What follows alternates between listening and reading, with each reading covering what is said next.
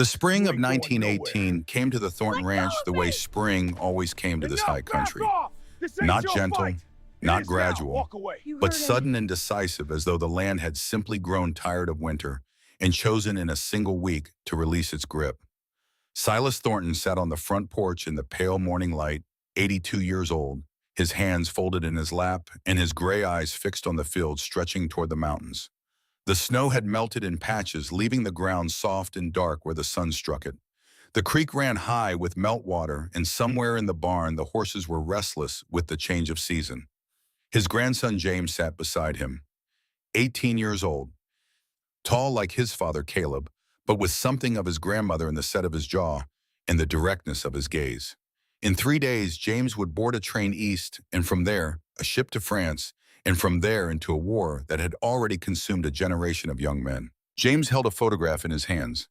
He had found it that morning on the mantel in the front room behind a newer photograph of his grandmother and grandfather, together taken perhaps 10 years ago. This older photograph showed a young woman standing alone in front of a small house. Her hands were rough and visibly cracked, even in the faded image. Her dress was plain and worn at the edges, but her chin was raised and in her eyes looked directly into the camera, with a dignity that seemed to belong to someone who had nothing left to prove and nothing left to fear.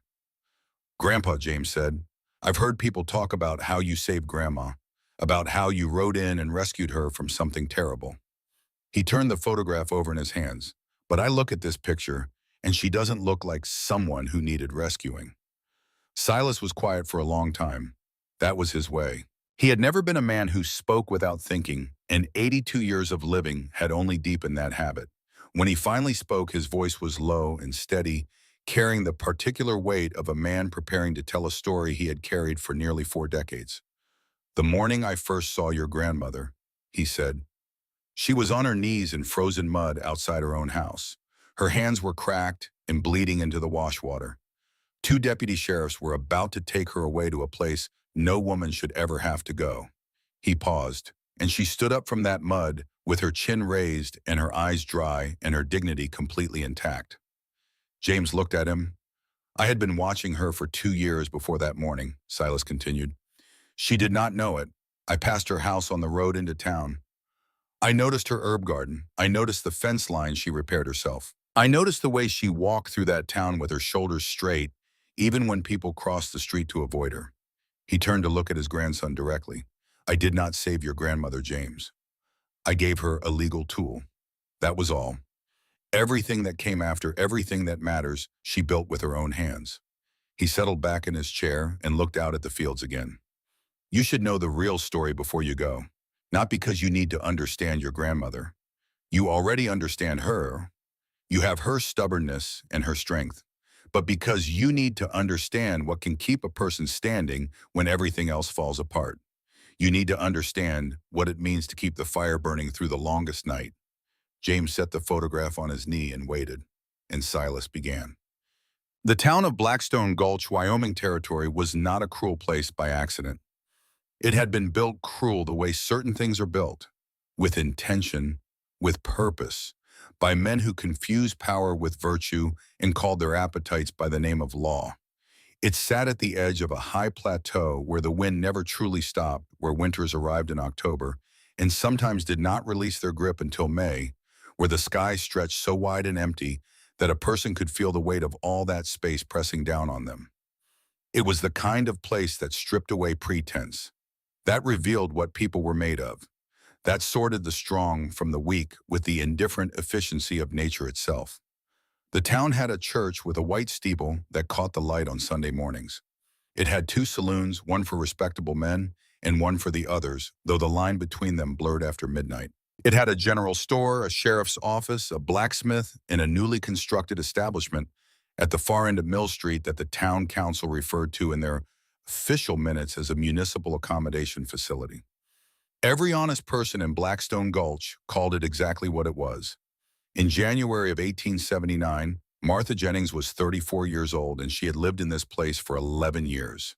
She had come here as a young bride, 23, and full of the particular hope that belongs to people who do not yet know what they do not know. She had built a small house with her husband Henry on a 1/4 acre of land near the creek. She had learned to survive the winters and the wind and the loneliness. She had put in a garden along the south wall of the house where the afternoon sun fell warm even in early spring. She had planted herbs there because her mother had planted herbs, and because the green of them against the brown Wyoming earth made something in her chest feel less hollow. For 8 years, she and Henry had worked that land together. He was a good man, quiet and steady, not given to grand declarations or dramatic gestures. He loved her in the way he did everything else, which was thoroughly and without complaint. When the winters were hard, he never blamed her. When the crops failed, he never raised his voice. When she could not give him children, he never once made her feel that she had failed him. He got sick in the winter of 1875. Something in his lungs, a cough that started small and grew worse as the cold deepened. She sat up with him through 2 winters, watching him struggle to breathe, watching him fade the way a fire fades when there is no more wood to feed it. He died in March of 1876 on a night when the snow fell so thick that she could not see the barn from the kitchen window. She cried exactly once after the funeral, in the dark, alone, with her face pressed into the pillow he had used so that she could still smell him there. Then she got up and started the work of continuing to exist. For 3 years now, she had managed alone. She had paid her taxes and mended her fences and kept her house clean and her garden growing. She had taken in laundry from families in town because a widow needed income, and the options for a woman without a husband were limited. She had developed a reputation built not on softness, but on the particular kind of dignity that belongs to people who rise before dawn without being asked and who keep their word without needing it witnessed. She was powerfully built, broad through the shoulders and strong through the back, with hands that had split cordwood and pulled calves and kneaded bread dough in the dark hours before sunrise. Her body had been shaped not by vanity, but by labor, by the specific demands of survival in a landscape that asked everything of a person and offered little in return. Her face was handsome in the way that honest faces are handsome, without artifice, marked by weather and grief and a quiet, stubborn intelligence in her dark eyes. She had also, in the 3 years since Henry died, made the mistake of surviving. That was the thing no one told you about widowhood in a frontier town in 1879.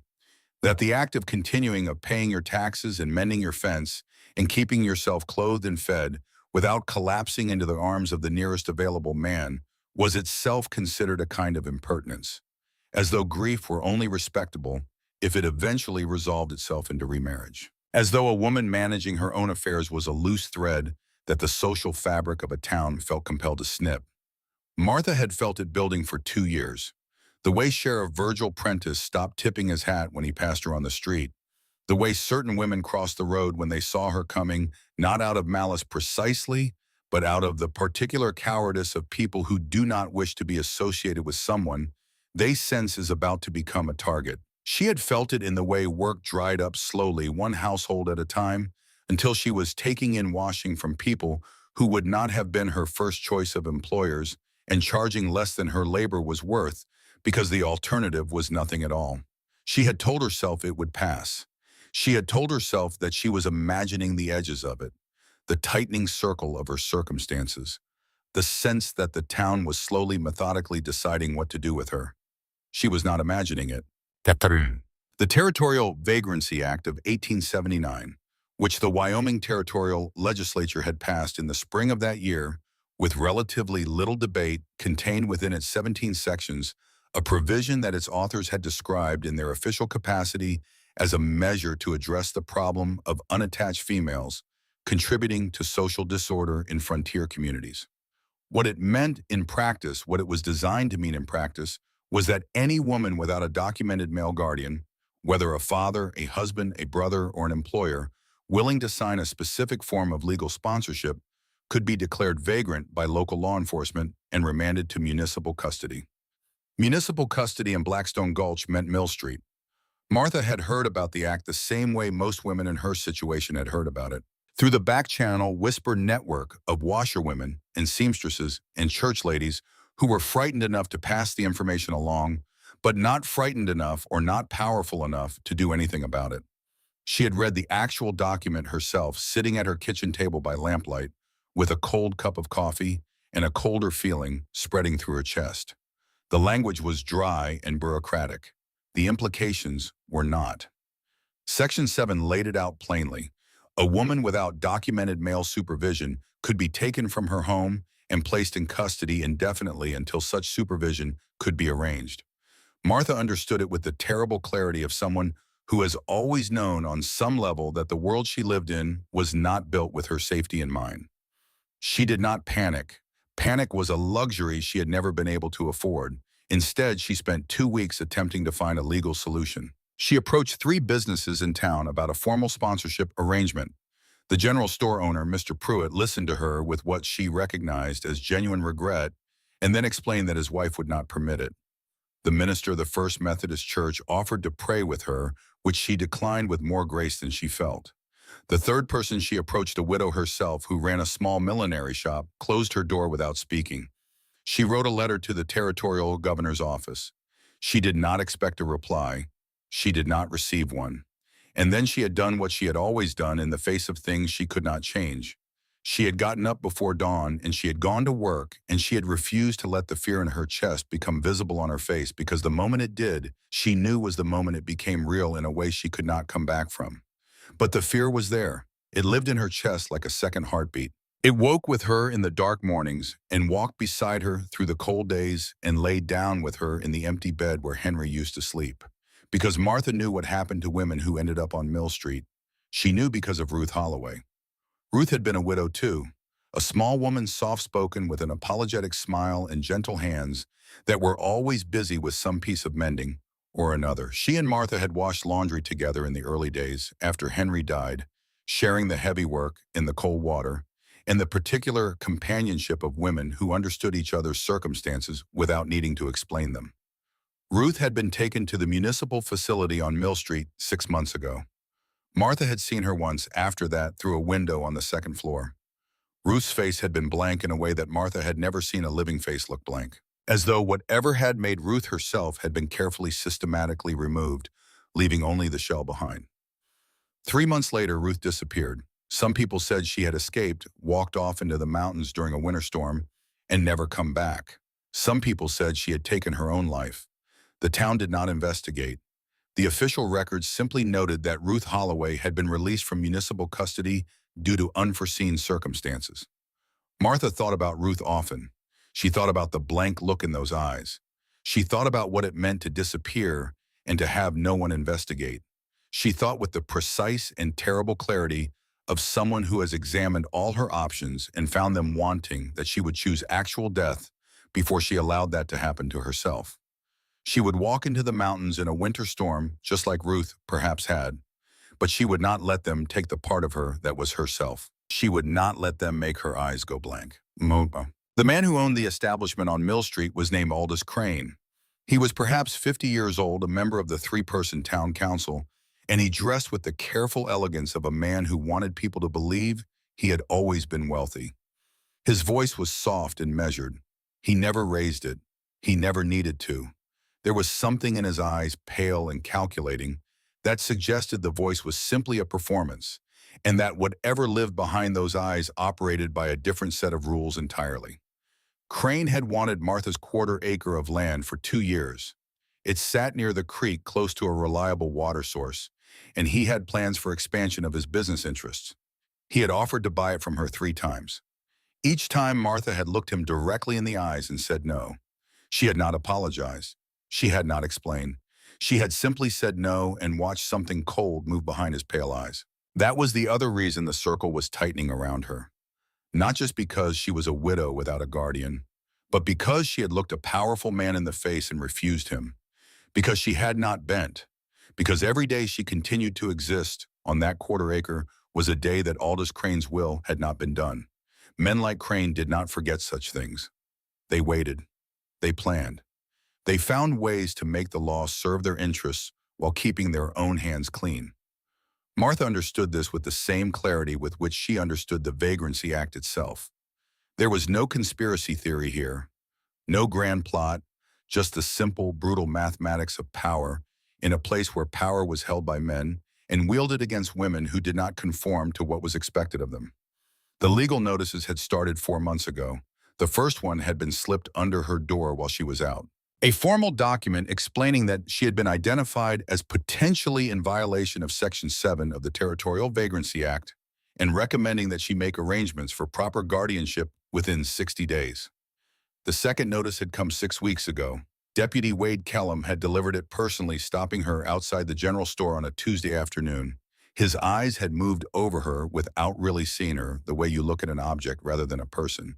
And his voice had been flat and bored as he explained that this was her final warning and that failure to comply would result in enforcement action.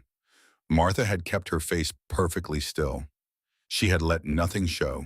She had absorbed the words and nodded once and walked away without looking back. Inside her chest, her heart had been hammering so hard she thought he must be able to hear it. 60 days had passed. The morning they came from Martha Jennings, she was on her knees in the frozen mud behind her house, scrubbing laundry that was not her own for coins that would barely buy bread. It was a Tuesday in January. The sky was the color of old pewter, heavy and low, pressing down on the land with the particular weight of a winter that had not yet decided to end. The wind cut through her shawl and found the gaps in her clothing with patient, methodical cruelty. Her hands were cracked and raw, the skin split along the knuckles where the cold and the lye soap had worn it down to something that no longer felt like hands at all. Blood seeped into the wash water. She did not notice anymore. She had stopped noticing weeks ago. She did not look up when the horses stopped. She had learned long ago that looking up only invited trouble, that meeting the eyes of men on horseback was a gesture that could be interpreted as challenge or invitation, and neither served her purposes. Better to keep her head down, better to keep working, better to be invisible or as close to invisible as a woman like her could be in a place like this. But invisibility had never been an option for Martha. She was too solid, too present, too unwilling to shrink herself into the small shapes that women were expected to occupy. She had tried. God knows she had tried, but something in her had never learned the trick of it, and now it was too late. Martha Jennings. Deputy Wade Kellum's voice cut through the January air like a rusted blade. She heard the creak of saddle leather as he shifted his weight. She heard the second horse, which would be Emmett Burke, the other deputy. She had expected this. She had been expecting it for weeks. And still, when the moment arrived, she felt her stomach drop as though the ground beneath her knees had simply ceased to exist. You are hereby notified under the Territorial Vagrancy Act of 1879 that as an unprotected female without documented male guardianship, you are subject to immediate municipal custody. She looked up then, and the world she had always known, the world that had never been particularly kind to her, showed her exactly how much darker it could still become. Kellum sat on his horse with a document in his gloved hand. He was 30 years old, fair-haired, careful about his clothing, in a way that suggested he thought about his appearance more than he would have been comfortable admitting. He had the satisfied expression of a man who has been given a small amount of authority and has confused it for evidence of his own merit. Behind him, Emmett Burke was younger and broader, with the flat, uninflected gaze of someone who had learned early that conscience was an inconvenience and had been diligently working to rid himself of it ever since. He sat his horse with the easy confidence of a man who expected compliance and was prepared to enforce it if necessary. Martha rose from her knees slowly. Her back ached. Her hands were red and raw and shaking slightly, though she could not have said whether the shaking was from cold or from fear or from the particular fury of a woman who has worked until her hands bled and is being told that none of it counts. "I have a deed to this property," she said. Her voice came out steadier than she felt. "I have paid my taxes for 11 years running. Property ownership does not satisfy the guardianship provision." Kellum held up the document with the small satisfaction of a man who has been waiting to use it. "You are a single female without documented male supervision as defined under Section 7. You have been notified twice previously." She had been notified twice previously. The written notice slipped under her door 4 months ago. The verbal warning from Kellum himself 6 weeks ago, outside the general store, which she had absorbed with her face perfectly still and her heart hammering against her ribs. "I have nowhere to go," she said. It was perhaps the truest thing she had ever said, and it cost her something to say it. She had lived her whole life on the principle that you did not tell people what you needed because people with that information had power over you and could not always be trusted with it. But there were moments when the truth was all you had left. This was one of them. Kellum's expression shifted, not into compassion exactly, but into something more complicated. A brief flicker of something that might have been discomfort before it was efficiently suppressed. The municipal facility on Mill Street has vacancy, he said. You will be housed and provided for. The words housed and provided for landed like stones dropped into still water. Martha felt the ripples of them spreading through her body. She looked past Kellum down the road toward town and then back at her house. The small house she and Henry had built together with their own hands. The house where she had sat up through 2 Wyoming winters nursing a dying man. The house where she had cried exactly once after his funeral and then gotten up and started the work of continuing to exist. She looked at the herb garden along the south wall, dormant now under the winter frost, but still there, still hers, still waiting for spring. She looked at the fence line she had repaired herself last autumn. She looked at the clean curtains in the windows, and she thought about what it would mean to leave it. She thought about Mill Street, about the blank look in Ruth Holloway's eyes, about what would happen to her body, her labor, herself in a place she could not leave on her own terms. She thought with the precise and terrible clarity of someone who is looking directly at the worst possibility and refusing to look away, that she would rather die. She did not say this. She stood in the frozen mud with her raw hands at her sides and her chin level and her eyes dry, because she had long ago learned that tears in front of men like Kellum were not a release but a transaction, and she had nothing left to trade. It was Burke who moved first. He swung down from his horse with the casual efficiency of a man performing a routine task. He reached for her arm, and from the road came the sound of a horse at a canter and a voice low and unhurried carrying the particular authority of a man who has never found it necessary to raise his volume to be taken seriously. Kellum. The deputy's hand stopped, not because of the tone exactly, or not only because of it, but because of the name attached to the voice. Because in Blackstone Gulch and for 50 miles in any direction, there was only one man who spoke in exactly that register with exactly that quality of absolute undemonstrative certainty. Silas Thornton drew his horse up to the fence line and looked at the tableau before him with pale gray eyes that gave away nothing and took in everything. Martha had seen Silas Thornton perhaps a dozen times in 11 years. He was not a man who came to town frequently or who courted social interaction. He kept 4,000 acres north of the creek, ran cattle, employed exactly 3 hands, and was the subject of more rumor and speculation than he had ever done anything to earn or to correct. People said his first wife had left him. People said he had beaten a man nearly to death in a dispute over something, though the details varied depending on who was telling the story. People said he was the most stubborn, solitary, uncompromising human being in the territory and possibly the hemisphere. Looking at him now, Martha found that she believed all of it. He was a tall man, lean through the jaw and wide through the chest somewhere on the better side of 40, with dark hair silvering at the temples and a face that had been weathered by decades of outdoor work into something that was not precisely handsome, but was impossible to look away from. He wore a heavy ranch coat and no visible weapon, which was itself a kind of statement coming from a man whose reputation was built on the understanding that he did not need to telegraph his capabilities. His eyes were pale gray, almost colorless in the winter light, and they moved from Kellum to Burke to Martha and back to Kellum with the methodical efficiency of a man assessing a situation and not liking what he found. "This does not concern you, Thornton," Kellum said. There was something in his voice now that had not been there before. Something that was not quite uncertainty, but was perhaps in the same neighborhood. "You are standing on the property line of the woman I intend to marry," Silas said. "That concerns me." The silence that followed was the kind that has weight and texture to it. Martha felt it press against her skin.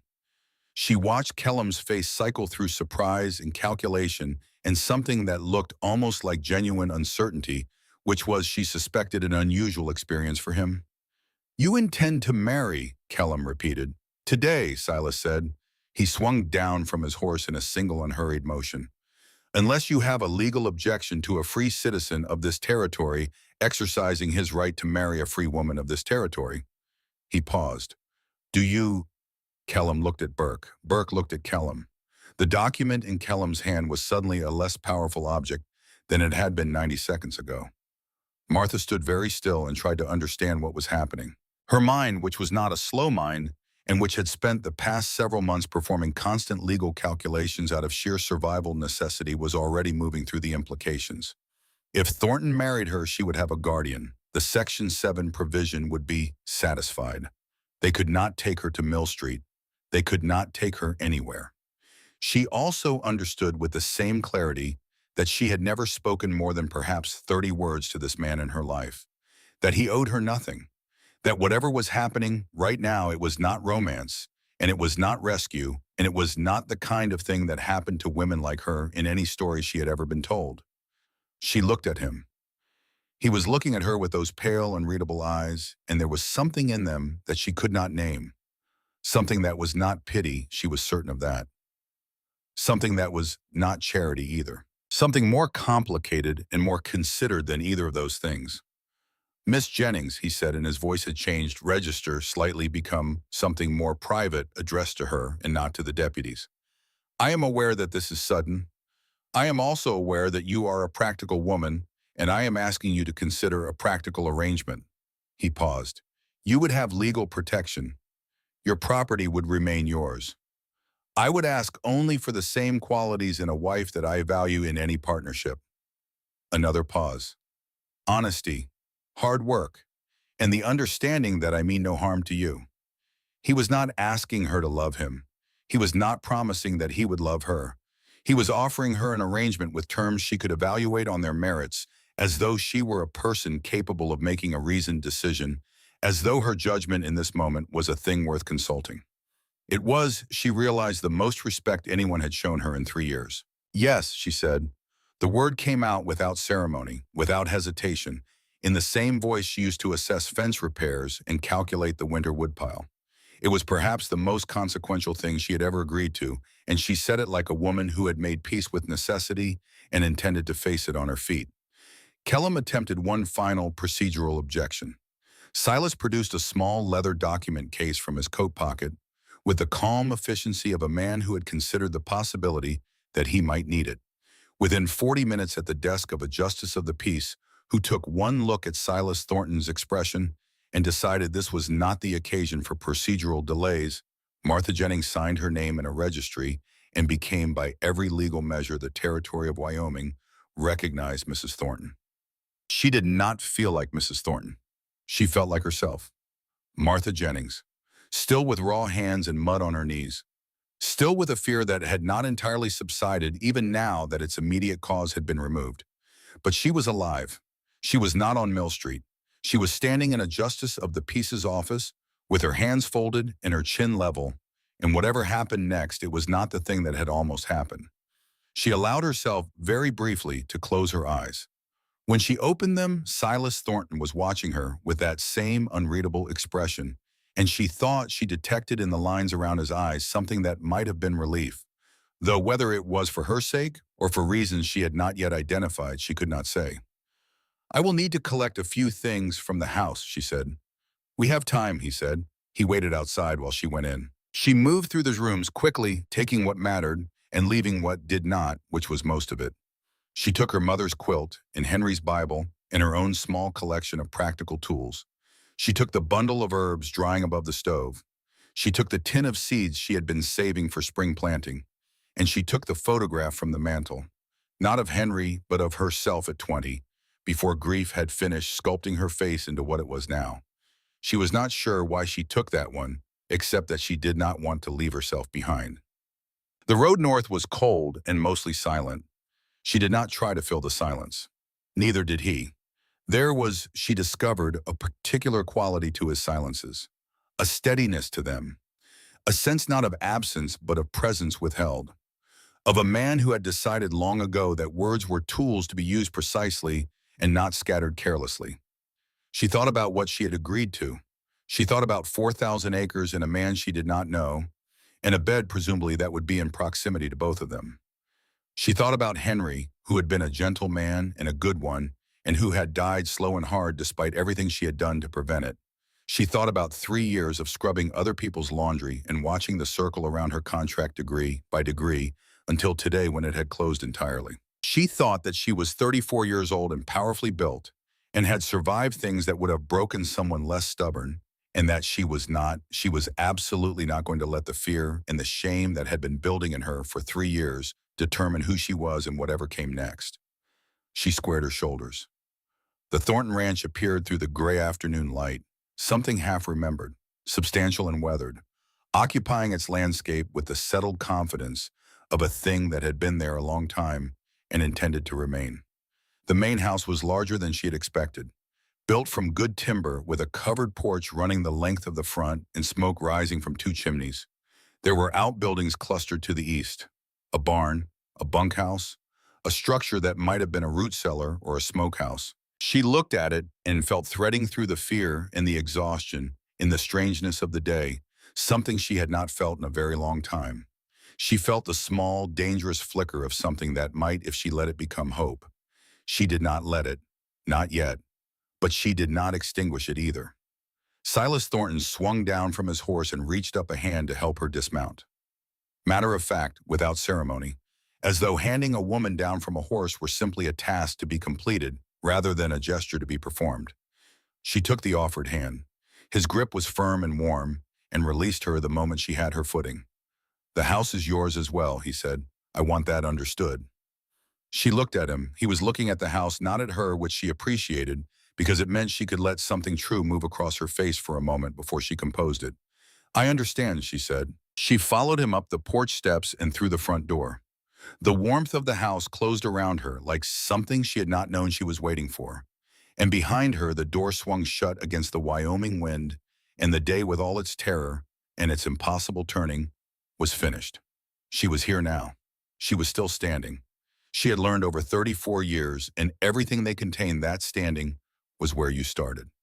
She intended to start.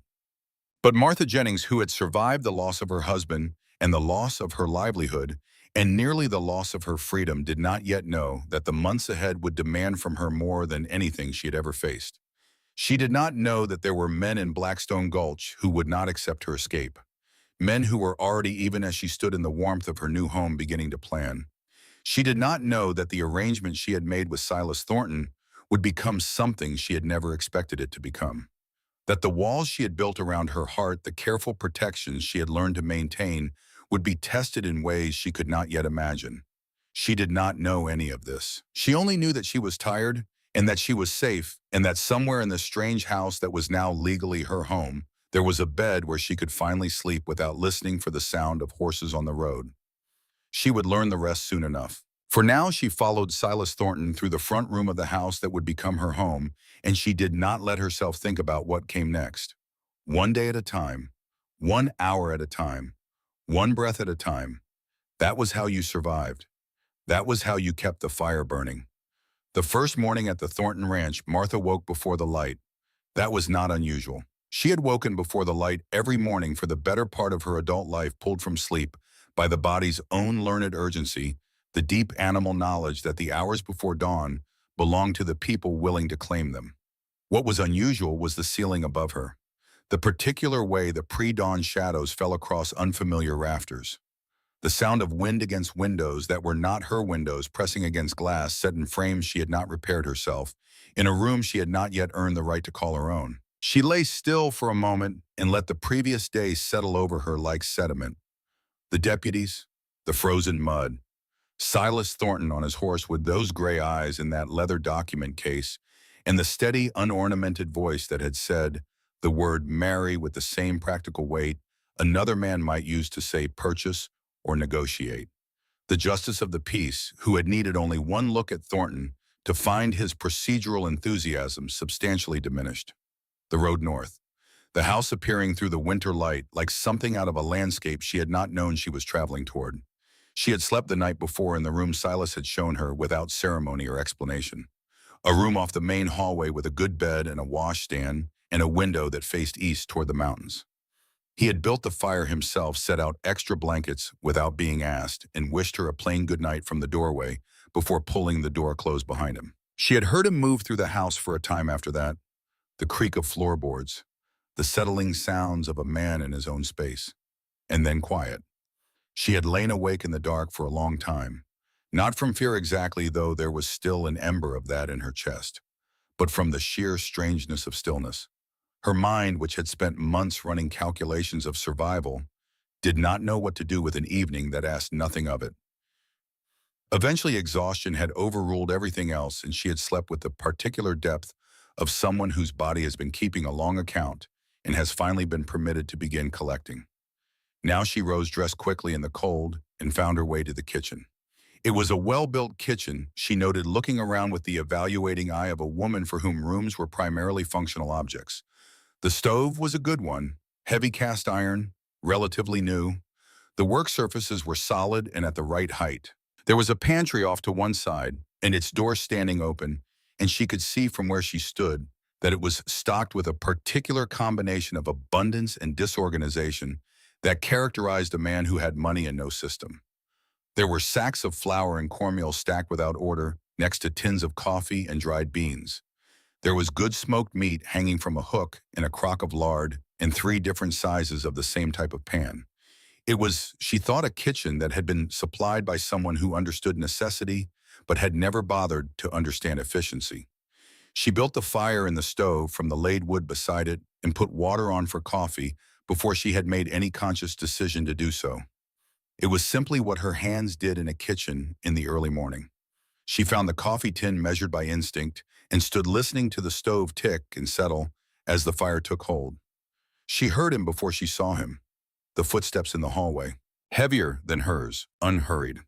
Silas Thornton appeared in the kitchen doorway wearing a work shirt and carrying his boots, which he set down on the floor beside the door, with the unconscious habit of a man who has lived alone long enough that his routines have calcified into something just short of ritual. He looked at her, standing at his stove in the early dark, and something moved across his face too briefly to categorize before his expression returned to its characteristic steadiness. "You did not need to do that," he said. "I was awake," she said. "The fire was not lit." He looked at her for a moment as though this were a more complex statement than it appeared to be. Then he sat down to put his boots on. She turned back to the stove. They had coffee in a silence that was not uncomfortable, which surprised her. She had expected awkwardness, the specific strained quality of 2 strangers who have been placed in involuntary proximity, the careful over-politeness that people deployed when they did not yet know the rules. But Silas appeared to have no interest in over-politeness. He drank his coffee and looked out the window at the lightening sky and said nothing. And she found that his silence had that same quality she had noticed on the road. A steadiness to it, a sense of a man who did not feel the need to fill space simply because it existed. "I would like to understand the household," she said eventually. He looked at her. "The routines," she said. "What runs when? What needs doing? I am not built for sitting, and I would rather be useful than in the way." He set his coffee down. "3 hands," he said. "Jasper Levi and a man named Ned Crow, who is not actually a boy but insists on being called one. They work the cattle and the fence lines. The house has been mine alone since." He paused briefly. "For some time?" She noted the pause and did not pursue it. She understood about pauses like that. She had her own. "What does the house need more than it has been getting?" he said. There was something in that, a candor that surprised her, an admission of a gap he had not bothered to conceal. She nodded. "I can see that, ton." What she could see as the morning light strengthened, and she moved through the house with the clear-eyed assessment of a woman who had been managing a property alone for 3 years, was a place that had been maintained against collapse, but not against entropy. The bones were excellent. The walls were solid. The roof was sound. The floors were level, but there was the accumulation of small neglects that gathered in a house when no one was attending to it with care. The curtains were stiff with dust. The pantry wanted reorganizing. There were repairs needed in the porch boards, gaps in the weather stripping around the back door that were letting in cold air in thin, persistent streams. The root cellar, when she ventured to investigate it, contained a respectable store of preserved goods that had been stacked with no apparent logic. None of this was beyond her. None of it was even by the standards of what she had managed alone on her quarter-acre particularly challenging. What was challenging in those first days was the navigation of proximity. She had understood when she agreed to the arrangement that they would be sharing a house. She had been less prepared for the specific daily texture of what that meant. The way a house organized itself around two people instead of one, the negotiations wordless for the most part over space and habit. Who moved where? Who yielded in a doorway? Who reached past whom for the coffee tin on the shelf? Silas was, she discovered, a man of deeply settled habits. He rose at the same time each morning, drank his coffee by the east window, and went to the barn within the same 20-minute window every day without variation. He ate what was put in front of him without complaint and without particular comment, though she noticed on the third evening that he paused before the first bite of the stew she had made from what she found in the pantry, and something in his expression shifted in a way that was not dissatisfaction. He said nothing, but he had a second serving. She counted that. So, the work began to shape her days. She reorganized the pantry in the first week, creating a system where there had been none. Things that needed to be used first went where they could be easily reached. Things that would keep went toward the back. She labeled what needed labeling and made a list of what was running low. She cleaned the windows and beat the dust from the curtains and discovered in a trunk in the spare room a length of good wool fabric in a dark red that seemed too fine for a rancher's storage. She asked Silas about it that evening, and something moved across his face that she could not read. "It was meant for curtains," he said. "Years ago, the project was never finished." She did not ask whose project it had been. She had learned enough about pauses and unfinished sentences to know when not to pursue them. She made the curtains herself, working by lamplight in the evenings, while Silas read in his chair by the fire. The fabric was good quality, and the red of it when she hung them in the main room changed the quality of the light in a way that made the space feel warmer.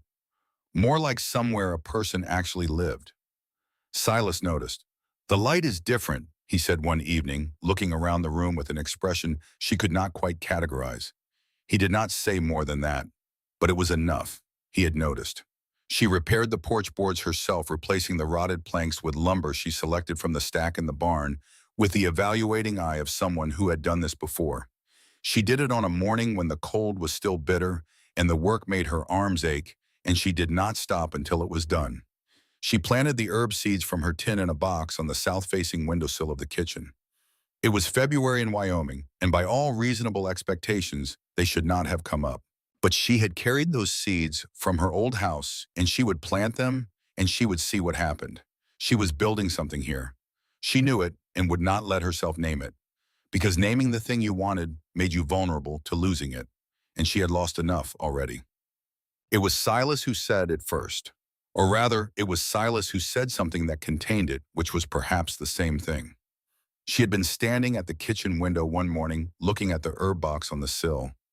The first true leaves had unfurled in the pale morning light, green and tentative but present, alive, growing against all reasonable odds in a Wyoming February. She heard him come to stand beside her, and they looked at the herbs together in the early light, and neither of them said anything for a long moment. "I had an herb garden," she said finally, "at the house." "I know," he said. She looked at him. "You never came to my house." "I passed it," he said, "on the road into town. I noticed the garden." She was not sure what to do with this information. The image of Silas Thornton on his horse passing her house on the road into town, noticing her herb garden. Noticing it specifically enough to remember it. Noticing it the way you notice things that matter to you. She wondered how long he had been noticing. She wondered what else he had seen. She did not ask. There were still territories between them, marked with the invisible fencing of things that had not been earned yet. But she filed the information away in the part of her that was still cautiously taking inventory of what she had landed in. The ranch hands received her with a range of responses that she absorbed without letting any of them alter her behavior. Jasper, the oldest, was a weathered man of about 60 who had the practical acceptance of someone who had seen enough of the world to know that surprise was usually wasted energy. He tipped his hat when they were introduced and asked if she wanted the porch wood stacked closer to the door. She said yes. That was the entirety of their social negotiation, and it worked perfectly. Levi was younger and shy, with the reddening ears of a man who was not accustomed to the company of women and was responding to her presence with a kind of terrified courtesy that she found more endearing than she let on. He opened doors when she approached. He removed his hat when he spoke to her. He avoided looking at her directly, as though her gaze might burn him. Ned Crow was perhaps 50, with a gray braid and eyes that missed very little. He looked at her for a long moment on their first meeting, assessing her with the direct evaluation of someone who had decided long ago that politeness was less important than accuracy. "You are stronger than you look," he said. It was, she suspected, the highest compliment in his vocabulary. She accepted it accordingly. A few weeks later, she was out at the far fence line with Ned, helping with a repair that needed 2 pairs of hands and that the weather had delayed twice already. They were working in companionable silence when Ned straightened and looked at the house visible in the distance, with smoke rising from both chimneys. "Place looks different," he said. "It needs work," she said. "Some of it is slow going." "Not the repairs." He picked up the wire stretcher and looked at it rather than at her. "Just different, like a place someone lives in." She thought about that for the rest of the afternoon. A house could be functional without being inhabited in the deeper sense. Without having someone in it who cared not just whether the stove worked and the roof held, but whether the light in the afternoon was good and the curtains added warmth and the herbs were coming up in the kitchen window. She had walked into this house and started asking things of it, and the asking was changing its nature. She was changing its nature.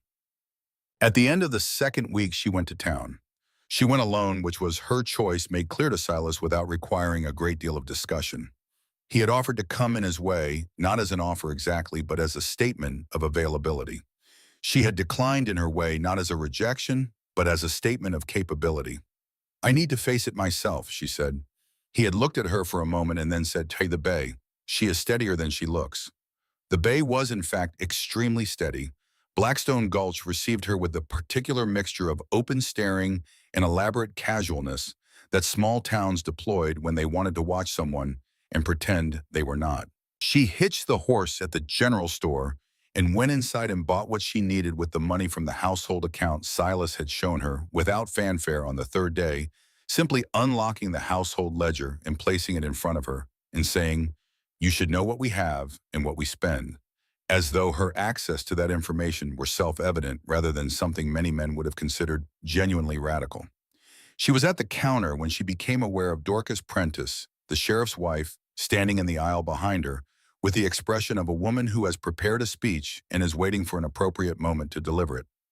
Martha turned to face her. Dorcas Prentice was a handsome woman of about 50, with very correct posture and the kind of well-managed social presence that required constant maintenance. She had not, Martha recalled, been among the people who had crossed the street to avoid her. She had simply not been among the people who had helped. "Martha," she said, "I hope you are settling in well." "I am, thank you." A pause. Dorcas's eyes moved over her with the careful measuring quality of a woman taking inventory. "Silas Thornton is a complicated man," she said finally. "I hope you understand what you have agreed to." "I understand it better every day," Martha said. Another pause. Something in Dorcas's expression shifted. A small, almost involuntary movement at the corner of her mouth. "He is a good man," she said quietly, and it had the quality of something said against better judgment, as though the admission had slipped the leash of the speech she had prepared. "He is not always an easy one, but he is a good one." Martha looked at her. "I have noticed that," she said. She paid for her supplies, loaded the bay with the unhurried efficiency of a woman who knew what she was doing, and rode back to the ranch under a sky that was white with the promise of snow. She thought about what Dorcas Prentice had said. She thought about the man who had built shelves without being asked twice and listened without looking past her and left the household ledger open on the table like an act of trust so unremarkable he had not even seemed to notice he was making it. She thought about goodness, which she had always known came in different shapes and which she had learned in the hardest possible school to recognize, even when it did not announce itself. The ranch came into view through the gray afternoon, solid and warm windowed against the pewter sky. She was not ready to call it home yet. She had told herself that for weeks now. She noticed that afternoon, watching the smoke rise from the chimneys, that she was no longer sure she believed it. Chair. The snow that had been promised arrived that evening and did not stop for 3 days. It was not by Wyoming standards a catastrophic storm. It was simply winter doing what winter did in this part of the world, settling over the land with a patient total authority that reminded every living thing within it of the precise terms of their tenure. The ranch contracted inward the way ranches did in heavy snow. The world outside the windows became a white that was both beautiful and absolute. The hands stayed in the bunkhouse, which was well stocked and weather tight. And so it was simply Martha and Silas in the snow, in the particular intimacy of a house that could not be escaped. She found herself learning him the way you learned a landscape you were going to be living in, by its specific features, its reliable landmarks, its unexpected depths. She learned that he read at night, sitting in the chair by the fire with a book held low in his lap, and the lamp angled just so with the focused quiet of a man for whom reading was not leisure but something closer to necessity. She learned that he had strong opinions expressed with the economy of someone who had decided long ago that volume was not the same as conviction about the right way to treat a horse and the wrong way to cure leather and the particular failings of the territorial government with respect to land rights. She learned that he had a dry precision to his humor that arrived so quietly that she twice missed it entirely and caught it only on reflection hours later and found herself unexpectedly smiling at the ceiling of her room. She learned that he woke in the night sometimes. She heard him those 3 snowbound nights moving through the house in the dark with the careful quiet of a man trying not to disturb anyone. She lay in her room and listened to the footsteps and the sound of him settling in the kitchen and wondered without letting herself wonder too specifically what it was that woke him. She did not ask. There were still territories between them, marked with the invisible fencing of things that had not been earned yet, and she had enough respect for the man to honor those lines. What she had not anticipated, and what the snowbound days made impossible to avoid, was how much she was starting to want to cross them. It arrived not as a dramatic revelation, but as an accumulation. The morning he came in from checking the livestock with his coat sheeted in snow, and his face raw from the cold, and she handed him a cup of something hot without thinking, and his fingers closed around it and then around her hand briefly. Just briefly. Just the warm pressure of his grip, a half-second longer than necessary before he released it, and neither of them said anything, and she turned back to the stove with her heart making an observation she was not prepared to address. The afternoon he stood behind her at the kitchen table, looking over the household ledger she was updating, close enough that she could feel the warmth of him, and he pointed to a column and said something practical about the feed accounts, and she answered something equally practical about the cost of cornmeal, and neither of them moved away from the proximity, and the conversation continued for several minutes in that particular charged stillness, while outside the snow came down without haste or mercy. She was careful still. She was so careful. She kept the particular spatial geometry she maintained in a house where she slept in the room across from his and where the mornings were inevitably close and domestic. She understood that she was a practical woman in a practical arrangement, and she understood the danger of allowing the daily warmth of proximity to be mistaken for something it was not. She understood that she was the sort of woman who had always been required to manage other people's comfort with her presence, to make herself smaller, less visible, to minimize her physical reality in spaces that were not designed with her in mind. She was learning in Silas Thornton's house that he did not require that of her. It was a small thing and a large thing simultaneously. He did not move away when she came into a room. He did not look past her or through her or down at her from the particular elevation of male consideration that she had come to expect as simply the weather of being herself in the world. When she spoke, he listened with the focused, unhurried attention of a man who has determined that what is being said is worth hearing. When she lifted something heavy, which was often because there was much to be done and she had always done heavy things without asking for assistance, he did not leap forward with the overexerted helpfulness of a man trying to manage his discomfort with her capacity. He simply observed, and if she needed a second pair of hands, he provided them, and if she did not, he left her to it. He watched her work with an expression she did not have a name for yet, something assessing but not cold, something that felt in moments she was not prepared for, less like the gaze of an employer evaluating a household asset and more like the gaze of a man who was seeing something clearly for perhaps the first time and was adjusting his understanding accordingly. She told herself she was reading too much into it. She told herself that 11 days was not long enough to know anything about a person, let alone a person as deliberately opaque as Silas Thornton. She told herself that she was 34 years old and had been through enough to know the difference between what was real and what was the story you told yourself when you were lonely and frightened and had just been pulled from the worst moment of your life by a man with quiet eyes and a leather document case. She told herself all of this very firmly while she repaired the weather stripping on the back door, and reorganized the root cellar and learned the particular creaks of the Thornton house at night and began slowly and without announcement to make it into somewhere a person could actually live. The night it became harder to maintain was a Wednesday in late February, unremarkable in every external feature. She had been mending by lamplight in the main room, while he read in his chair, and the fire had been good and the room warm, and she had been aware of him with the low, steady hum of awareness that she had grown accustomed to managing the way you managed a fire. Not extinguishing it, but keeping it banked, controlled, not allowed to get ahead of itself. She had shifted on the settee to reach the lamp, and something in the movement had pulled at her back with a sharpness that made her breath catch, and she had stopped very still, pressing one hand to the pulled muscle with her eyes closed and her lips pressed together. Martha. She opened her eyes. He was across the room in a few strides, his book on the chair behind him, and he was crouching in front of her with his forearms on his knees and his eyes on her face with an attention that had nothing managed about it. "It is nothing," she said. "Pulled something mending fence last week. It catches." "You did not say anything." "It is a pulled muscle. I have had worse. I know you have." And something in his voice had a quality she was not prepared for. Something that was not quite anger, but was in the same neighborhood. Something that cared about the fact that she had had worse. That found the fact of it worthy of consideration.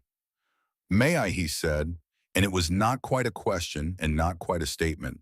And she understood that he was asking permission for something, and she nodded.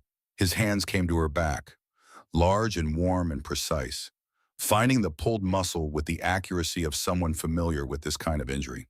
And he worked at it for a few minutes with a focused, careful attention that made her want to put her forehead on his shoulder and close her eyes.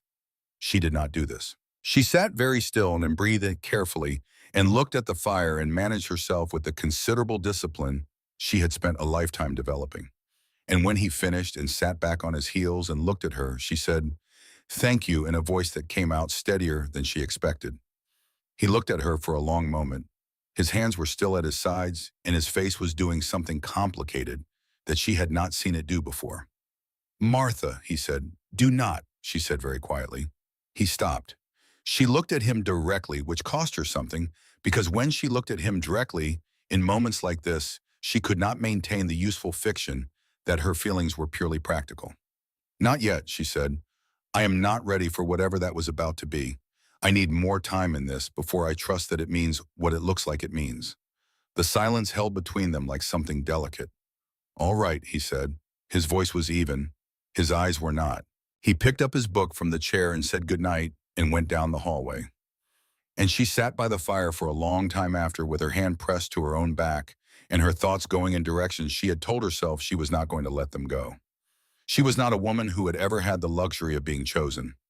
She had been tolerated occasionally, appreciated once, loved in the way Henry had loved her steadily and without drama. But chosen, specifically chosen, looked at by someone who could see her fully and still decided she was the thing that he wanted in his landscape, his house, his life. Not as a charity case, not as a problem to be managed, but as a presence that made things better by being there. As a woman whose particular combination of strength and capability and quiet stubbornness was not a deficiency to be managed, but a quality to be valued. That was something else entirely. She was terrified that that was what was happening. She was more terrified of what it would mean to let herself believe it and be wrong. She had been wrong before. She had believed for a time that the town valued her. She had believed that her years of honest labor and quiet dignity were a kind of currency that would protect her. She had been standing in the mud outside her own house with her hands bleeding when she learned the final cost of that belief. And so she was careful. She was so careful. A week after the snow stopped, on an evening when the sky had cleared and the stars were sharp and cold above the mountains, Silas came into the kitchen while she was preparing dinner and sat down at the table with his coffee and looked out the window for a long moment before he spoke. "You should know about Eliza," he said.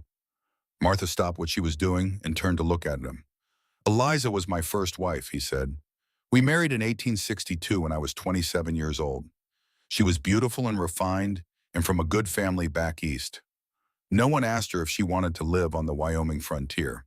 It was assumed that a wife went where her husband went." He was quiet for a moment, looking at the window rather than at her. She tried for 5 years, 5 winters, and every one of them she faded a little more, like a plant grown in the wrong soil. It was not her fault. The land was not for her. I should have seen it sooner. I did not. In 1867, she left with a traveling salesman who came through in the spring. I did not pursue her. Martha said nothing. She understood about silences that needed to be honored. People say I killed a man in a land dispute, Silas continued. I did not. But I beat a man nearly to death because he said Eliza left because I was not man enough to keep her. He lived, but he never spoke about anyone's wife again. He looked at her finally. His gray eyes were direct and clear. I have lived alone for 12 years, not because I wanted to, because I did not trust myself to keep someone without making them wither, because I thought love was enough without asking whether the person I loved wanted the life I could give them. He paused. And then I saw you. Martha felt her heart doing something complicated in her chest. Not the first time on the road with the garden, but the time you stood outside the church after Sunday services alone, and someone said something to you. I did not hear what, and you looked at them, not pleading, not threatening, just looking, and then you turned your back and walked away. His voice was steady. I watched you walk away, and I thought she does not need someone to keep her. She stands on her own ground. The kitchen was very quiet. The fire in the stove crackled softly. Outside, the wind had dropped and the evening was still. Eliza was not wrong to want to leave, Martha said finally. This land is not for everyone. I know, I do not blame her. I blame myself for thinking love was enough without asking whether she wanted the life I could give. Martha looked at him. You asked me, she said, on the boundary line of my house. You asked whether I wanted this arrangement. Yes. That is the difference. Something moved across his face. Something that might have been relief, or might have been something else entirely. She turned back to the stove. She had learned something important that evening. Something about the man she had married in the shape of what had brought them to this kitchen in this moment. He had not saved her because he pitied her. He had recognized her. In Blackstone Gulch, while Martha and Silas were learning the grammar of each other, other conversations were taking place. Aldous Crane sat in the back office of his establishment on Mill Street with a glass of whiskey and a cold expression. Across from him sat Deputy Wade Kellum, uncomfortable in a chair that was more expensive than anything in his own house. In the corner, nursing his own drink with the detached patience of a man who had done this many times before, sat Judge Harlan Briggs from the neighboring county. The marriage can be challenged on procedural grounds, Crane said. His voice was soft and measured the way it always was. He never raised it. He never needed to. A marriage arranged under coercion, meaning the legal threat to the woman, can be declared invalid. Kellum shifted in his chair. Thornton is not a man to trifle with. He has guns and he knows how to use them. Crane smiled. It was not a warm expression. Thornton will not shoot a deputy executing a court order, and in any case you will not be going alone. Judge Briggs spoke for the first time. I can sign the order. Kellum collects the evidence. We proceed from there. Evidence, Kellum said. Evidence of what? Evidence that the woman was coerced into the marriage against her will. Evidence that she remains there against her will. Evidence that justifies the intervention of the law. Kellum looked between the two men. Something in his expression suggested he understood exactly what kind of evidence they were talking about and exactly how it would be manufactured. What is this really about? He asked. Crane set down his glass. No one refuses me and walks away, he said quietly. Especially not a widow with nothing. The office was silent for a moment. Outside, somewhere on Mill Street, a woman laughed, and the sound was not happy. When, Kellum asked. When the time is right, Crane said. We build the case. We wait for an opportunity. And when it comes, we move. He picked up his glass again and looked at the amber liquid. Thornton thinks he has won. He has not. He has only delayed the inevitable. Silas came back from town one afternoon with supplies and a look on his face that Martha had learned to recognize. The look of a man who had fielded questions he had not found particularly worthy of answering. They are talking, he said, setting the supplies on the kitchen table. About what? That I pitied you, that I bought you, that you trapped me somehow. Depending on which version of the story they have settled on. Martha was kneading bread at the counter. her hands pressed into the dough with more force than was strictly necessary. I know what they are saying. I have been hearing versions of that story my whole life. The details change. The conclusion is always the same. The kitchen was quiet. The conclusion they have arrived at, Silas said, and his voice had a quality she had not heard in it before. Something careful and deliberate is wrong. She did not look up. I married you, he said, because you were standing in the mud outside your own house with your hands bleeding, and two men were about to take you somewhere you should never have to go.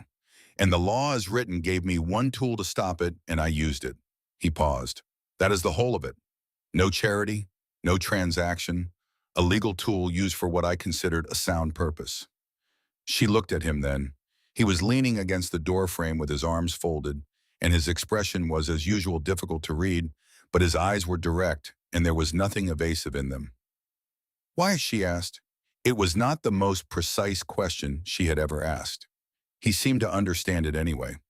Because I know what that place on Mill Street is, he said, and I know what the men behind it are, and I have spent a long time in this territory watching things happen that I did not prevent. And I am not always proud of that record. He looked out the window for a moment, and she had the sense of something old and unresolved moving behind his eyes. You needed a legal solution. I had one. I used it. And now, she said, he looked back at her. Now I have a wife who builds fires before the light and reorganized my pantry in a way that has made it genuinely functional for the first time since it was built, and who appears to have no interest in pretending to be less capable than she is. Something shifted in his voice. I find I do not have much complaint about that. It was not a declaration. It was not even close to a declaration. But it was, she recognized, a statement of position from a man who did not make statements carelessly. I have had legal counter documentation prepared since February, he said. 17 separate bases for challenging any attempt to invalidate the marriage, filed with the territorial court 4 weeks ago. Martha stared at him. You knew they would come. I knew the council would not accept it without a fight.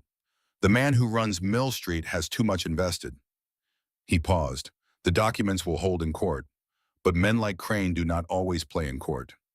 She turned back to her bread. She was building something here. She had known it for weeks, but now she understood that she was not the only one who had been building. He had been building too, quietly, without announcement, laying the legal groundwork for whatever came next, protecting her in the way he did everything else, thoroughly, without fanfare. With the same methodical attention he brought to mending fences and feeding cattle and reading books by the fire at night. She was not sure what to do with that knowledge, but she filed it away in the part of her that was still taking inventory, still learning the landscape she had landed in, still deciding day by day what it meant to be here. The thaw came in the last week of February, false and promising, and ultimately brief. Martha stood at the kitchen window on a morning when the sky had cleared and the sun was warm on the snow, looking at the herb box on the sill. The first true leaves had unfurled fully now, green and definitive and alive. She heard him come to stand beside her, and they looked at the herbs together in the early light, and neither of them said anything for a long moment. The silence between them had changed its character again, had shed another layer of its caution, had become something warmer and more complicated and harder to navigate safely. She was not ready to call it home yet. She had told herself that for 4 months now. She noticed that morning watching the green leaves in the pale winter sun that she was no longer sure she believed it. The herb box sat in the window, and the light fell across it, and the small green things that had decided against the considerable odds of a Wyoming February to grow grew quietly and without apology in the warm kitchen of the Thornton Ranch. And outside, the first real thaw of March was beginning to soften the ground. And somewhere deep in the cold earth of this place she had landed in, something was shifting. And she was not frightened of it anymore. Or not only frightened, she was beginning to think it might be worth tending. But she did not know that tonight the sky would change, that the pressure would drop and the wind would rise, that the storm building beyond the mountains would arrive with all the violence that Wyoming winters could muster. And she did not know that with the storm would come the men from Blackstone Gulch, the men who had decided that her escape was an insult that could not be allowed to stand. She did not know any of this. She only knew that the herbs were growing, that the house was warm, That the man beside her at the window had built legal fortifications she had not asked for and had not announced. That something was changing in her, that she was starting against her better judgment to hope. The storm broke on a Thursday. Martha felt it before she saw it. The pressure dropped in the way she had learned to recognize after 4 months in this high country. The air changed quality in the hour before a serious storm, becoming very still and very cold, and somehow denser, as though it were gathering itself for what it meant to do. She was in the kitchen with the afternoon light failing early when the first winds hit the house. Not gradual, but immediate, full force. The way Wyoming storms arrived when they meant business without the courtesy of escalation. Silas was already coming through the back door when she turned from the window, shedding his coat with the efficient speed of a man shifting operational modes. "Jasper and Levi are securing the far barn," he said. "Ned is with the horses. I am going back out for the supplies crates on the south porch before they go. I will help. The wind is already bad." She looked at him with the specific expression she had developed for moments when he was being practical and she was being more practical. "I know," she said. "That is why you need help." He looked at her for exactly 1 second. Then he said, "Stay close," and handed her his second coat from the hook by the door. What followed was 40 minutes of the kind of work that stripped away everything except the immediate physical reality of what was required. The wind was a presence, not a meteorological condition, but something with intention pushing against them, with a force that required constant muscular negotiation simply to remain upright and moving forward. The temperature had dropped 15 degrees since morning and was dropping still. The first snow was beginning, not soft, but driven horizontal and sharp, finding every gap in clothing with the methodical thoroughness of something that meant to get through. Martha worked. She worked with the full force of everything she had. Her broad shoulders and her powerful back and her arms that had been doing this kind of labor since she was a girl. Moving crates and securing ropes and doing the particular ugly necessary work of preparation against a storm that did not intend to be manageable. She was aware of Silas beside her. The efficient gravity of him. The way they moved into a working rhythm without discussion, because 4 months of shared labor had established a physical grammar between them that operated below the level of language. They got everything secured. They came back inside ice-covered and breathing hard, and she put water on the stove while he checked the fireplace draw, and they did not speak for several minutes. Both of them occupied with the animal satisfaction of having done what needed doing before the storm fully arrived. When she turned from the stove, he was looking at her. Snow was still melting in her hair. Her cheeks were raw from the cold, and she could feel them. She was by any measure a mess, cold and wind-scoured and damp. And she looked at him, looking at her, and something in his expression had the quality of the look she had been carefully managing for 4 months. The look she had been telling herself she was not seeing accurately. She did not look away. He did not look away. The storm screamed against the windows. The fire snapped in the hearth. Neither of them moved. And the thing that had been building between them for 4 months sat in the kitchen with them like a third presence. Patient, substantial, and no longer particularly interested in being ignored. It was later, much later, sitting in her room and listening to the storm work through its full range of expression against the house that she heard it. Horses, more than two, coming fast from the direction of the main road. She was at the window before the thought had fully formed. Through the driving snow, she could see the shapes of riders, 4 of them, coming hard up the ranch road with the purposeful direction of men who knew where they were going and had decided in advance how the visit would proceed. Her blood went cold in a way that had nothing to do with the temperature. She was out of her room and in the hallway when she heard Silas already at the front of the house. She came into the main room to find him standing at the window she had just vacated upstairs, looking out with an expression that had gone very still, in the way faces went still when the thing they had been prepared for had finally arrived. "Who is it?" she said, though she already knew. The knowing had arrived in her stomach ahead of her mind. "Kellum," he said, "and 3 men I do not recognize." He turned from the window and looked at her, and his face was doing something she had not seen it do before. Something that was controlled fury and cold calculation in equal measure. "Stay in the house." "What are they doing here?" "They have come to argue that the marriage is not valid." He said it plainly, the way he said hard things without dressing them or apologizing for them. The council's position is that a marriage arranged under coercion, meaning the legal threat to you, can be challenged on procedural grounds. They have been building the case for 2 months. He paused. I knew they would. She stared at him. You knew. I knew the council would not accept it without a fight. The man who runs Mill Street has too much invested. I have had the legal counter documentation prepared since February.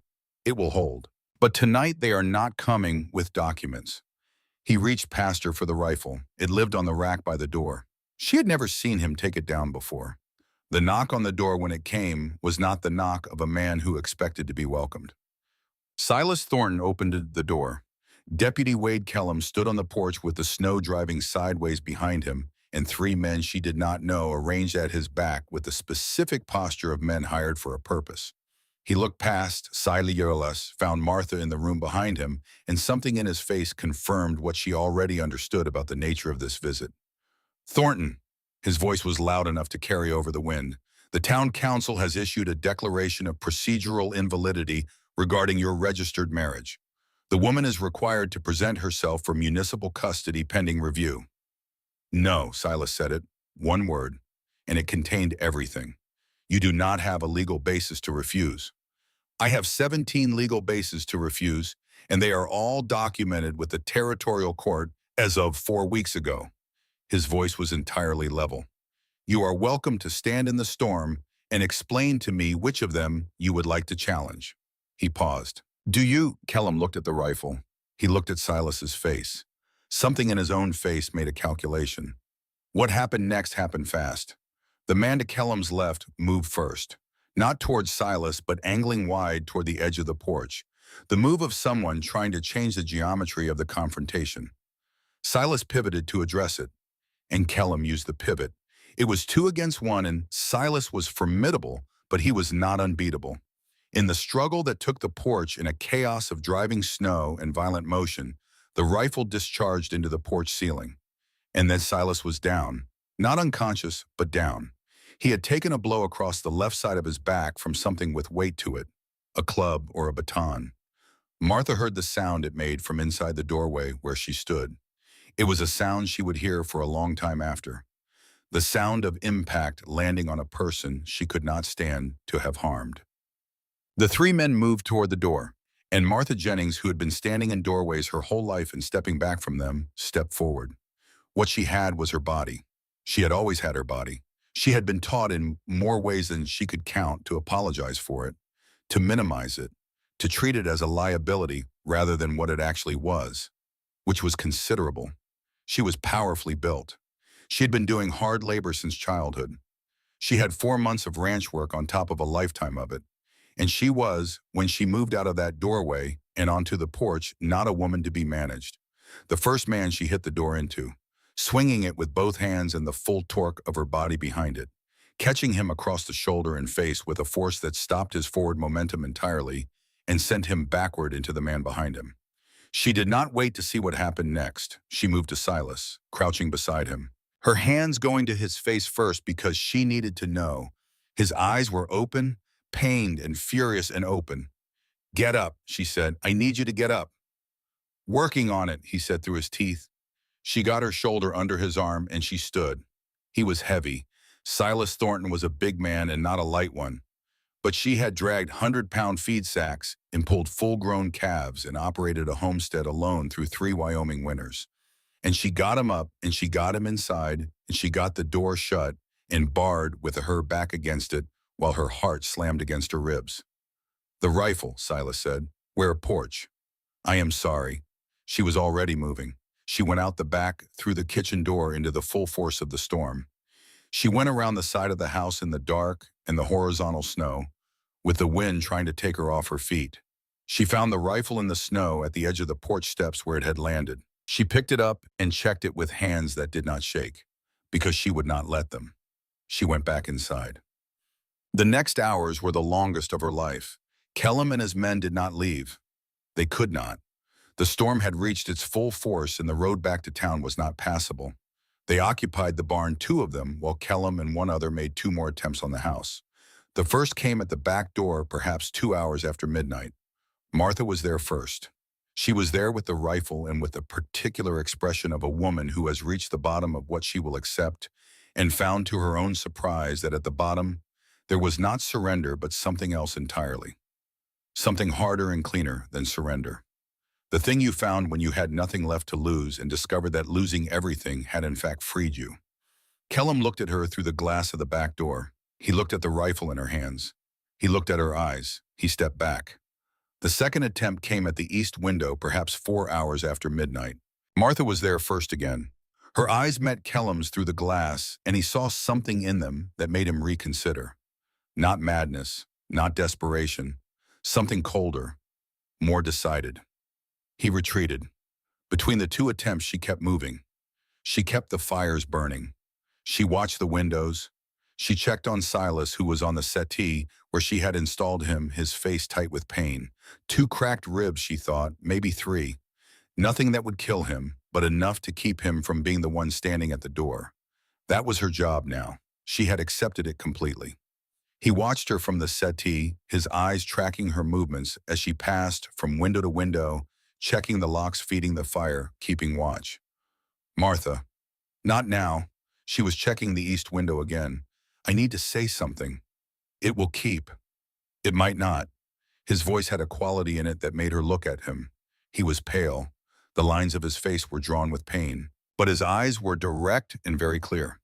If this goes wrong tonight, he said, I need you to know that I knew what you were from the road, from the herb garden and the fence line, and the way you stood in the mud outside your own house with your hands bleeding and your chin level and your dignity absolutely intact. His voice was steady even through the pain. I knew what you were, and I married you for entirely selfish reasons, Martha, because I wanted you in my house and my life, and I used a legal tool to accomplish it, and I am not sorry.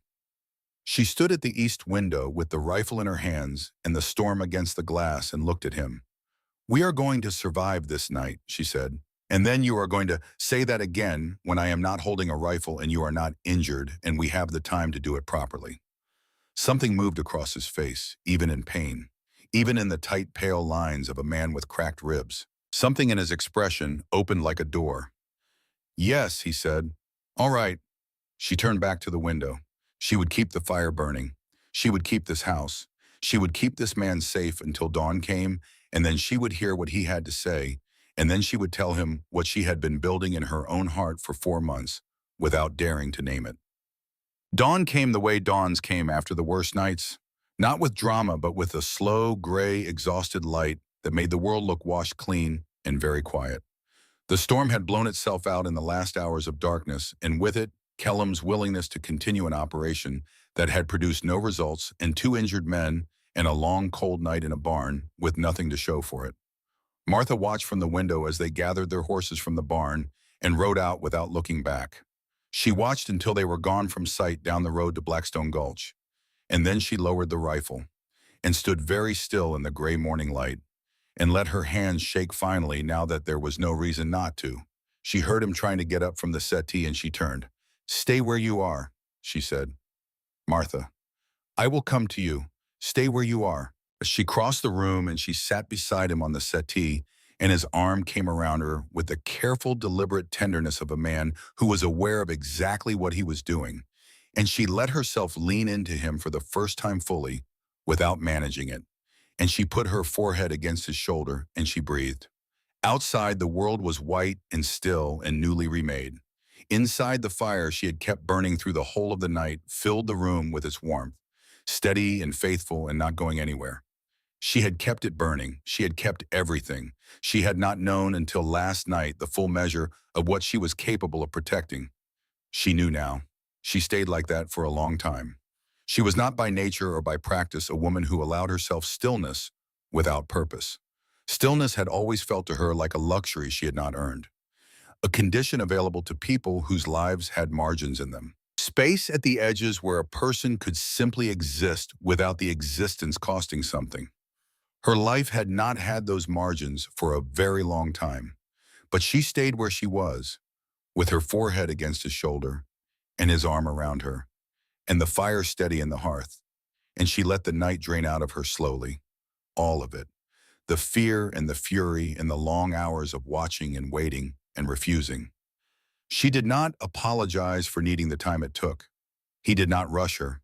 He sat with the particular stillness of a man who was himself not unacquainted with the cost of a long night, and his arm stayed where it was, not demanding anything, simply present, simply there, which was she had come to understand the thing he was best at, being there, steadily, without performance, without requiring acknowledgement.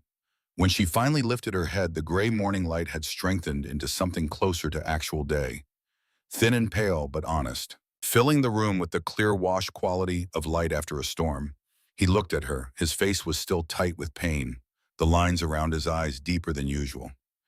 His color not what it should be. She reached up and put her hand against his jaw without thinking, the gesture arriving before she had decided to make it. She felt the roughness of a day and a night without shaving, the warmth of his skin. His eyes closed briefly at the contact, just briefly, with the expression of a man receiving something he had not permitted himself to expect. "You need the doctor," she said. "I know the doctor," he agreed, which told her more about the state of his ribs than any amount of stoic qualification would have, because Silas Thornton agreeing readily to medical attention was a man who was hurting in earnest. "I will send Jasper." She started to rise and his hand caught hers, not restraining, just holding, the lightest possible pressure. She looked down at him. "You said last night," he said, "that I should say it again when you are not holding a rifle." She looked at him. "You are not holding a rifle," he said. She sat back down. He looked at her with those gray eyes that had always seen more than they revealed, and she understood that she was finally, after 4 months of careful distance and managed proximity and the slow, patient work of two people learning each other in the only way that actually worked, which was through the accumulation of ordinary days, going to hear what was in them. "I told you I married you for selfish reasons," he said. That was true. It was also incomplete. He paused, and she could see the care he was taking with the words. The precision of a man who did not speak carelessly and who understood that this particular set of words is needed to be exactly right. "The selfish reason was that I had been watching you for longer than was strictly appropriate for a man who had never introduced himself. And I had formed a very specific understanding of what kind of person you were. The kind that built things, the kind that kept going, the kind that stood in the mud with bleeding hands and still did not bend." He stopped. "I wanted that in my life. I wanted you in my life. The legal tool was available and I used it, and I told myself it was about the principle of the thing about Kelham and Mill Street and a law that had no right to exist, and all of that was true. It was also not the whole truth." The fire settled in the hearth with a soft collapse of embers. "The whole truth," he said, "is that I am a man who has spent a long time alone because it was easier than the alternative. And easier is not always the same thing as better. And I had begun to know the difference in a way that was becoming difficult to live with. And then you walked into my house and built fires before the light and fixed my porch and grew things in my kitchen window and sat across from me at my own table and looked at me like I was a person whose opinion was worth having. And I discovered that easier was something I was no longer interested in." He looked at her directly. "I want to be your husband, Martha. Not on paper, in the way that means something." The room was very quiet. She thought about the woman who had stood in frozen mud 4 months ago, convinced at the deepest level of herself that her body was a problem to be apologized for, that her strength was a deficiency because it did not match the shape that women were supposed to be, that the things she was capable of were the wrong things, too much or too little, or simply not the currency that the world she lived in was willing to accept. She thought about the accumulation of years that had built that conviction layer by careful layer until it sat in her chest like a stone she had stopped noticing because she had been carrying it so long. She thought about the herb box on the kitchen windowsill, the repaired porch boards, the red curtains in the main room, the pantry with its proper shelves and its honest organization.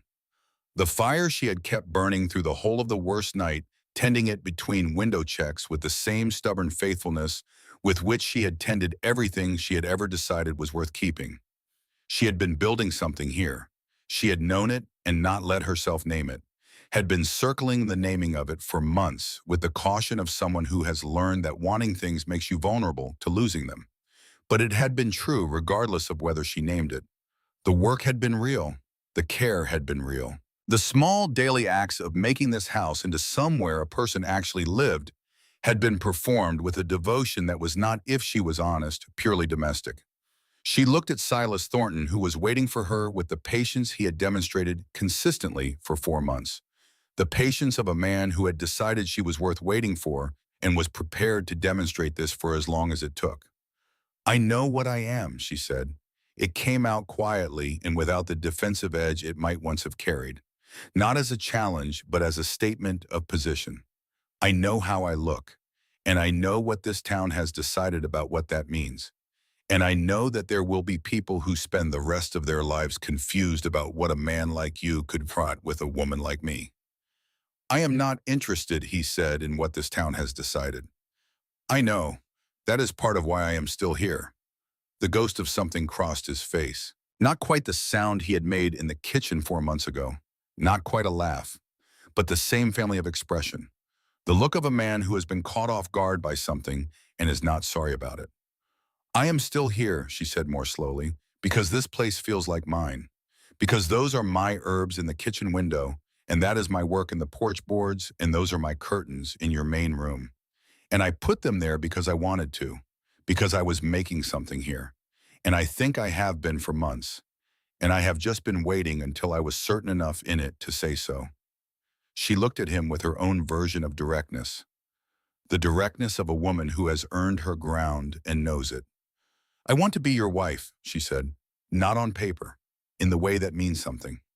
He reached up and touched her face, his hand broad and warm against her cheek. And she turned into it the way she had wanted to turn into it for longer than she was prepared to calculate. And his forehead came to rest against hers. And they sat like that in the morning light, with the storm gone and the world outside white and clean and quiet. "Good," he said very quietly, "because I intend to spend a considerable amount of time making certain you know what you actually are, not what Blackstone Gulch decided." "That might take a while," she said. "I have the time," he said. She laughed.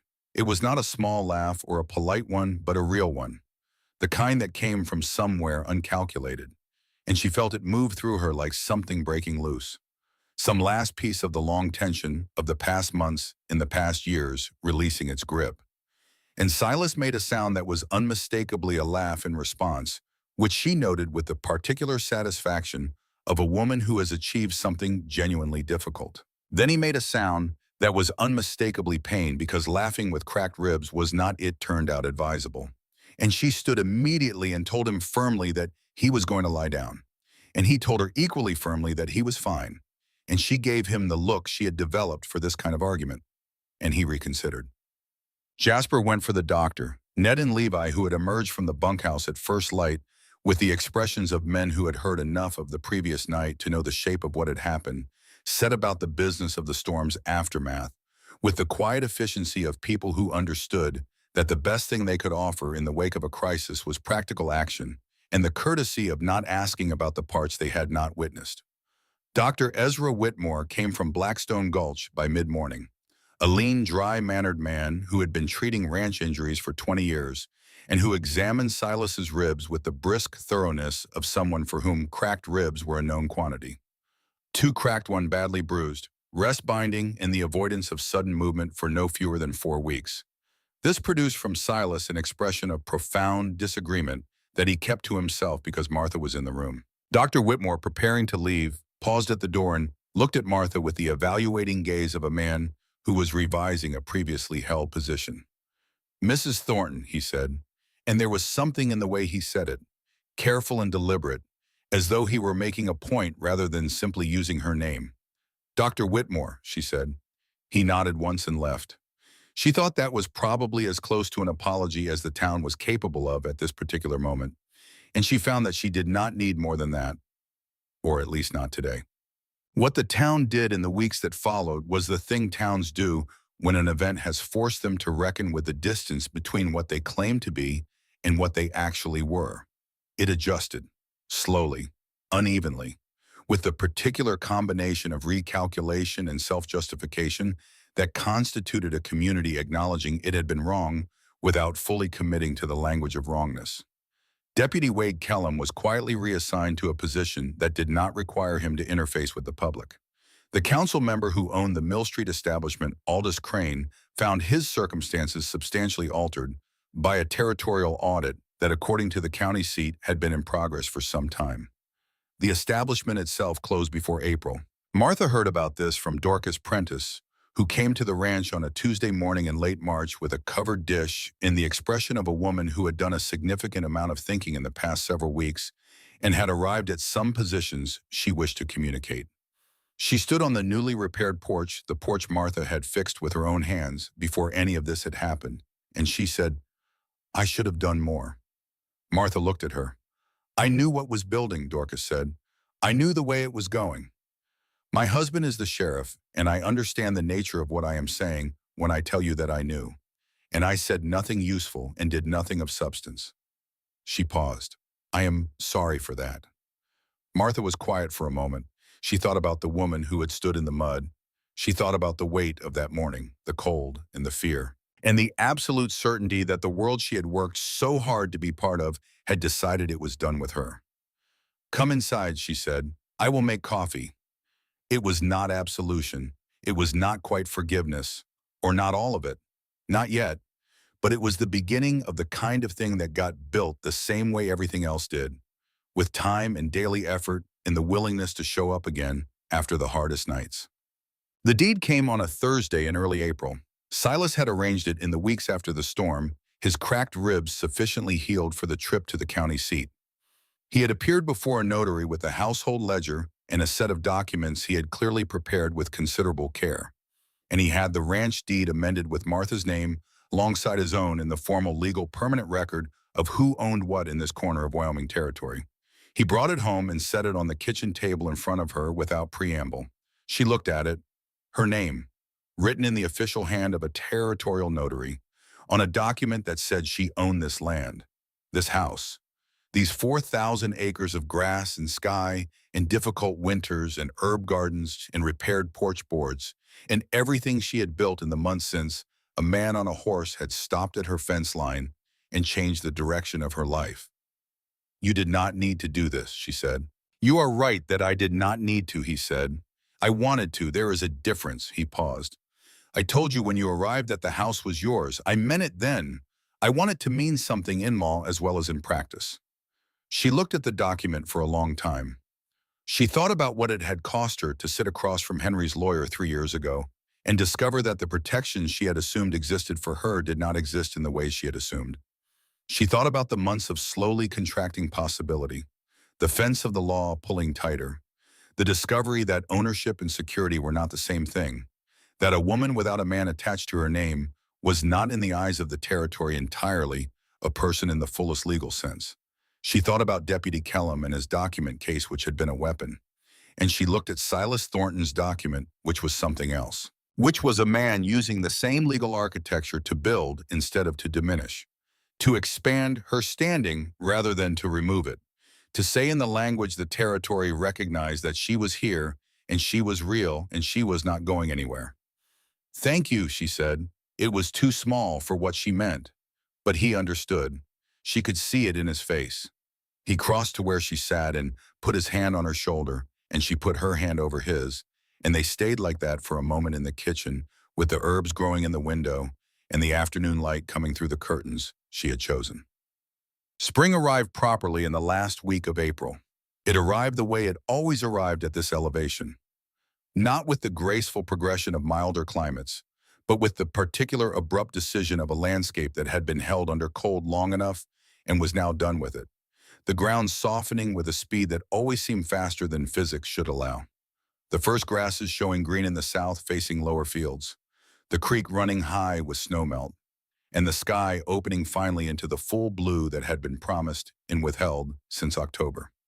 Martha stood on the front porch in the early morning of a day in late April and looked at it. She had her coffee, and the air was cold, but not cold with the weight of winter, cold with the cleanness of a season that had decided to change. And the ranch spread out before her in the new light with the specific beauty of a working landscape in good order. The fence lines sound, the barns solid, the fields opening toward their seasonal purpose. She heard the door behind her, and he was there, coffee in hand, coming to stand beside her the way he had stood beside her at the window the night of the first snow, looking at the same thing together. "Good spring," he said. "Good spring," she agreed. They stood in comfortable silence, and the silence between them had none of the old, careful management in it, none of the measured distance. It was the silence of two people who had arrived at each other through difficulty and had decided to remain. She thought about the woman who had been on her knees in frozen mud outside a house she was about to lose, who had looked up at two men on horses and seen the end of the life she had known, and believed in the deep animal part of herself that she was not worth rescuing, that her particular body and her particular life and her particular way of being in the world were not the kind that warranted saving.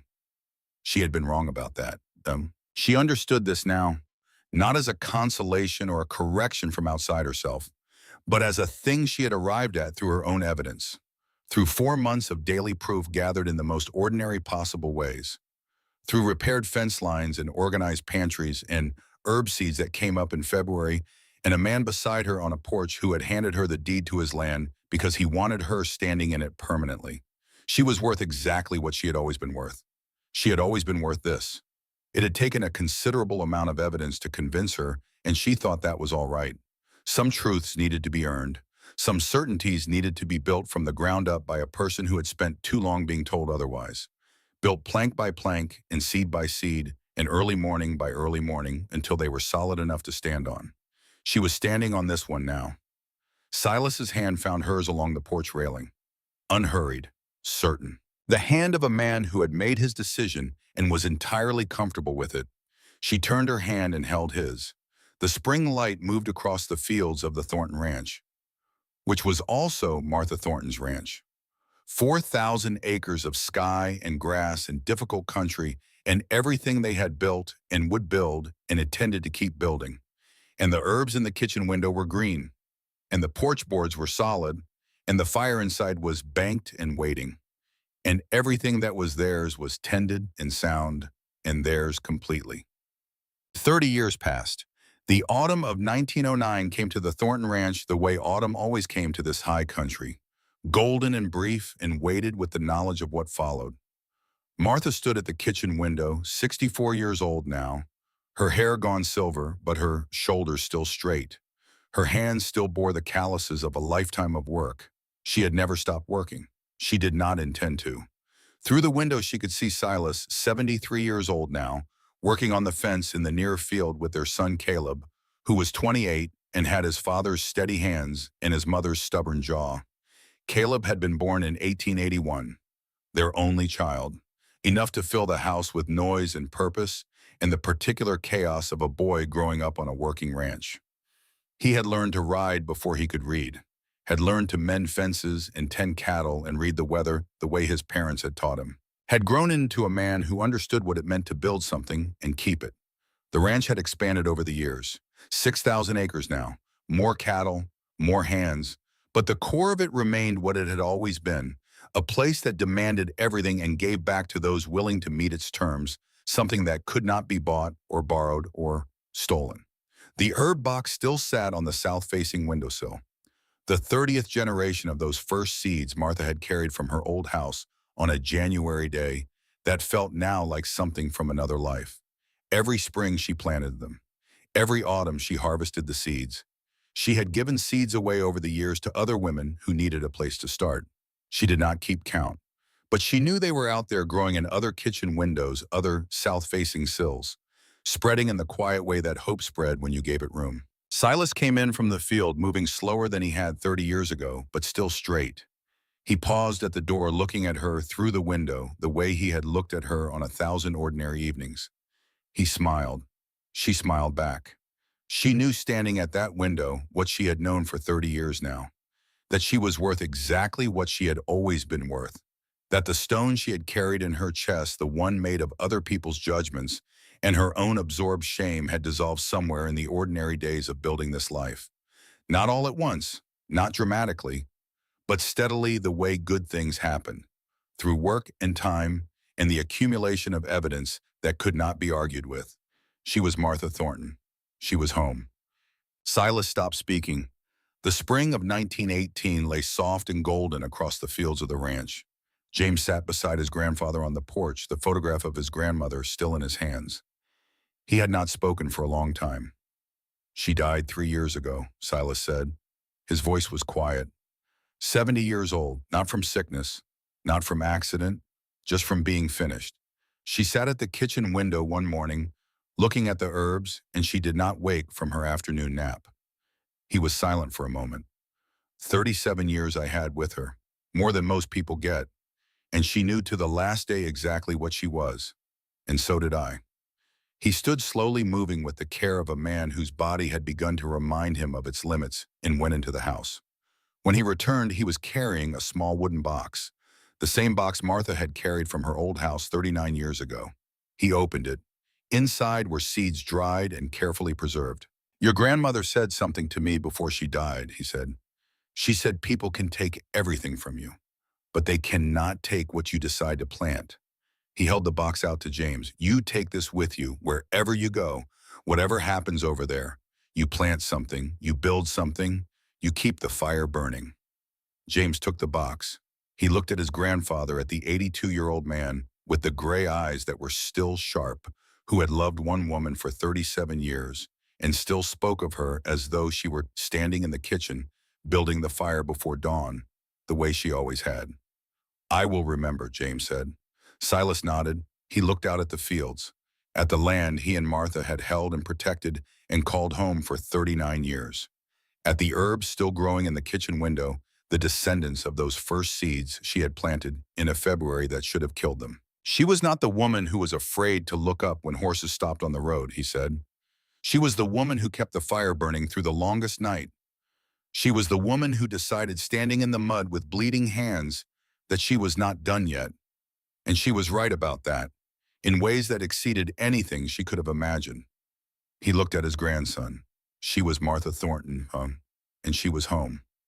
James held the box of seeds and looked out at the land his grandparents had built and kept and loved. In 3 days, he would board a train, and then a ship, and then he would walk into a war that was consuming a generation. But he would carry the seeds with him, and wherever he landed, whatever happened, he would plant something. He would build something. He would keep the fire burning, because that was what his grandmother had taught him. That was what standing was for.